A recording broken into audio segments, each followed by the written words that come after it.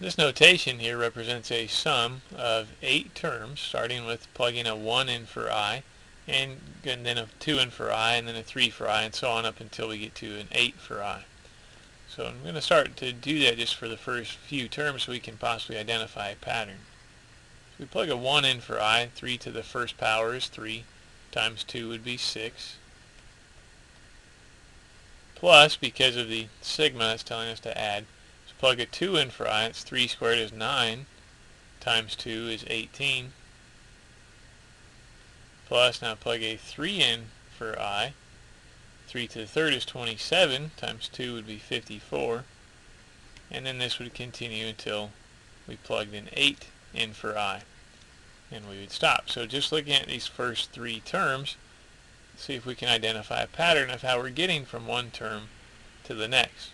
So to get from 6 to 18 we could multiply by 3, and also from 18 to 54 we can multiply by 3. So the terms in this sum are parts of a geometric sequence, because to get from one term to the next we are multiplying by the same number.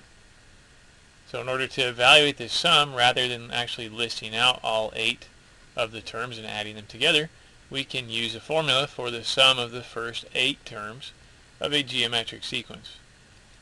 And the general formula for the sum of the first n terms of a geometric sequence is a1 times 1 minus r to the n over 1 minus r.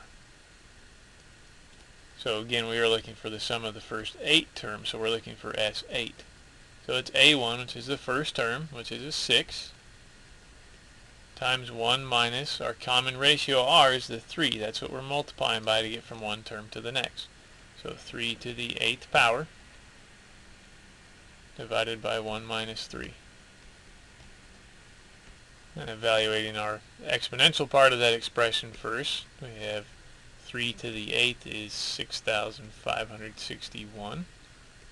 1 minus 3 is negative 2. 1 minus 6,561 would be negative 6,560.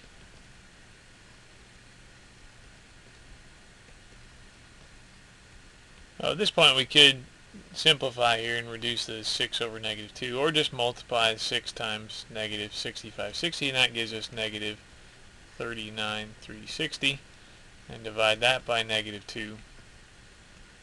They give us our final answer of 19,680.